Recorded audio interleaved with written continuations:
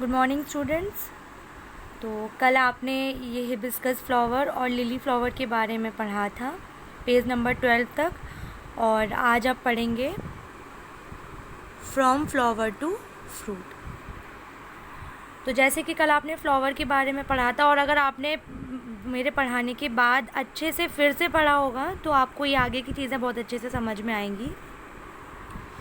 तो देखिए, अब हम पढ़ेंगे फ्रॉम फ्लावर टू फ्रूट। एक फ्लावर से फ्रूट तक कैसे मतलब बनते हैं, चेंज कैसे होता है, उसके बारे में मैं आपको यहाँ बताऊँगी। क्या आपने कभी फ्लावर को फ्रूट में चेंज होते हुए देखा है?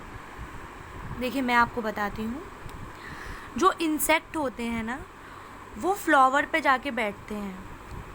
कल मैंने आपको बताया था कि जो फ्लावर होते हैं ना, उनका क्या काम होता है कि वो इंसेक्ट्स को अपनी तरफ आकर्षित करते हैं अपनी खुशबू से। जो कल मैंने आपको फ्रेग्रेंस के बारे में बताया था।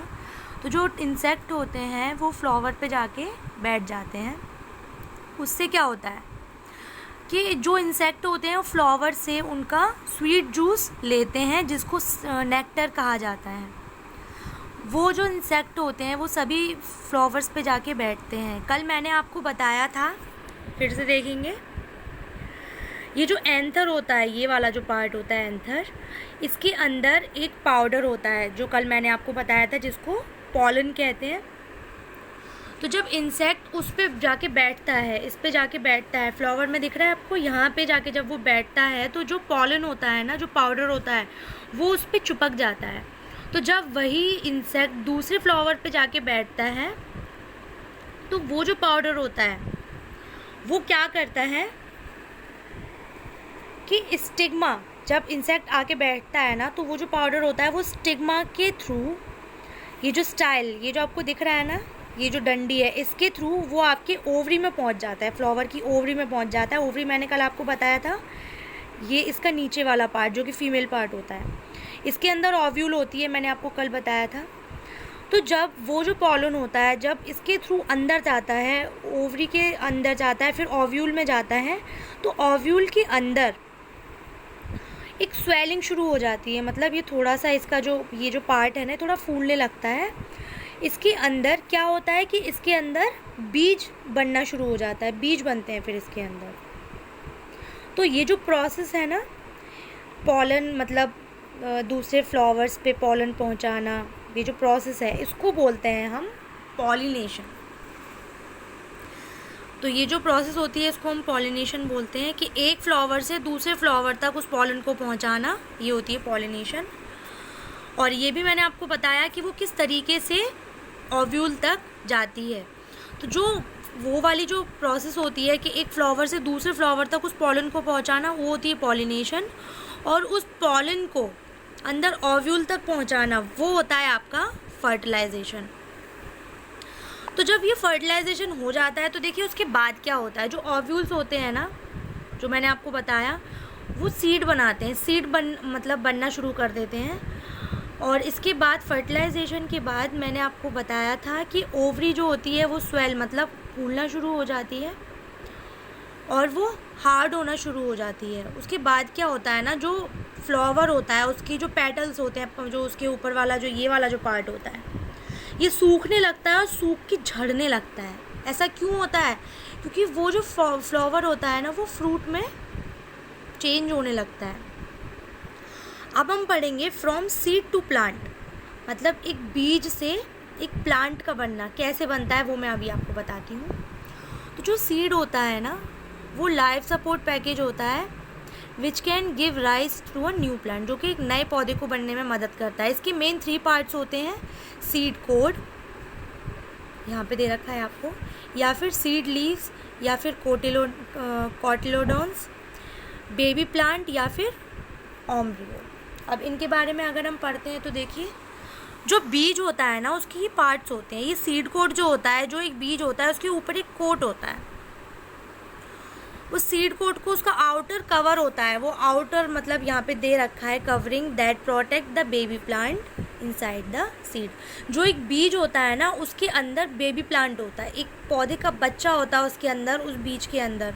जो ऊपर वाला लेयर होती है, उसका पार्ट होता है ना, वो होता है सीड कोट, जो कि उसको अंदर जो पौधा होता है ना, उसको बचाता है।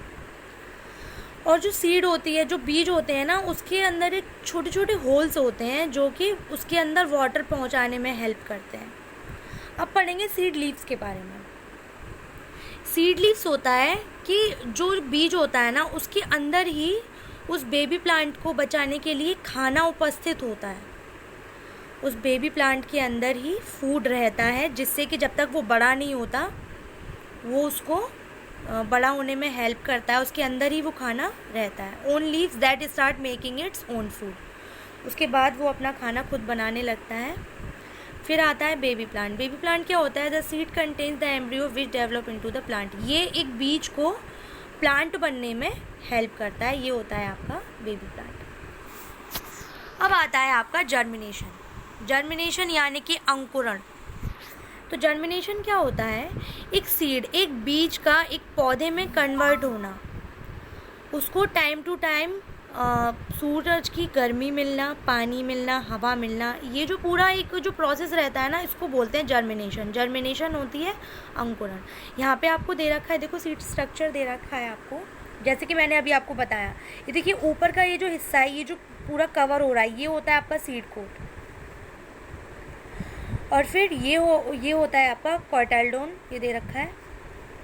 और ये अंदर इसके पौधे, जो मैंने आपको बताया है, सीड के अंदर ही पौधा होता है, आप देख सकते हैं, ये इसका पौधा होता है। अब देखिए किस तरीके से हम एक बीज को मिट्टी के अंदर गाड़ते हैं, फिर वो धीरे धीरे मतलब बड़ा होने लगता है, बड़ा होने लगता है, फिर उसका पार्ट ऊपर निकलता है इस तरीके से, फिर वो बड़ा होने लगता है। तो जब वो बड़ा होता है, पहले वो पौधा होता है, उसके बाद वो पेड़ बन जाता है। मतलब वो पौधा जो होता है पेड़ बनता है। और ये क्यों होता है? क्योंकि उसको प्रॉपर मात्रा में सूरज की गर्मी मिली होती है, पानी मिला होता है और हवा मिली होती है। देखिए अगर आपने कभी देखा होगा, आप अपने घर पे अगर कभी पौधा लगाते हैं और कभी कभी क्या होता है ना, वो मुरझाने लगता है और वो बड़ा ही नहीं होता। वो क्यों नहीं होता? यहाँ पे एज ए एग्जाम्पल मैं आपको समझाती हूँ। देखिए इसमें, देखिए इसके अंदर पानी भरा हुआ है। इस स्टिक से नीचे देखिए एक बीज यहाँ पे है, ए, फिर बी, फिर सी। सबसे नीचे जो बीज है उसको सिर्फ पानी मिल रहा है। बीच में जो बी वाला बीज है ना, उसको पानी भी मिल रहा है और सूरज की गर्मी भी मिल रही है। जो सी वाला है उसको सूरज की गर्मी भी मिल रही है, हवा भी मिल रही है, लेकिन पानी नहीं मिल रहा। तो देखिए जो ए वाला है नो जर्मिनेशन, बड़ा नहीं हो रहा है। बी वाला गुड जर्मिनेशन हो रहा है। सी वाला नो जर्मिनेशन। ये क्यों हो रहा है? जो मैंने आपको अभी बताया कि हमें किसी भी पौधे को बड़ा करने के लिए पानी की, सूरज की गर्मी की और हवा की ज़रूरत होती है। ए को पानी तो मिला, लेकिन ना तो सूरज की रोशनी मिली, ना फिर हवा मिली। सी है, उसको सूरज की रोशनी मिली, हवा मिली, लेकिन पानी नहीं मिला। और जो बी है उसको पानी भी मिला, सूरज की रोशनी भी मिली और हवा भी मिली, इसलिए वो ग्रो कर गया। तो ये होती है आपकी जर्मिनेशन। आई होप आप अच्छे से समझ गए होंगे। तो आज आपके चैप्टर में इतना ही मैं आपको बताऊंगी। कल जो आप पढ़ेंगे वो है सीड डिस्पर्सन। तो ये मैं आपको कल बताऊंगी। ये आपको पेज नंबर 14 का ये हाफ मैंने यहाँ तक आपको समझा दिया है। अब इसके आगे से आपको कल समझना है। देखिए चैप्टर आपका काफ़ी बड़ा है, इसलिए इसको फिनिश होने में अभी शायद 2 दिन और लगेंगे। तो आपका डेली का वर्क यही है कि आप जितना भी पढ़ रहे हैं वो अच्छे से पढ़ेंगे और समझने की पूरी कोशिश करेंगे, क्योंकि जो चीज़ें इसमें दे रखी हैं वो आगे जाके आपकी बहुत हेल्प करेंगी। जिन बच्चों ने बुक्स परचेज़ नहीं की हैं, मैं फिर कहूँगी वो बुक परचेज़ कर लीजिए, वरना आपका वर्क इनकम्प्लीट रह जाएगा और ये सारे टॉपिक्स जो अभी क्लियर हो रहे हैं ना, वो क्लियर भी नहीं हो पाएंगे। Thank you.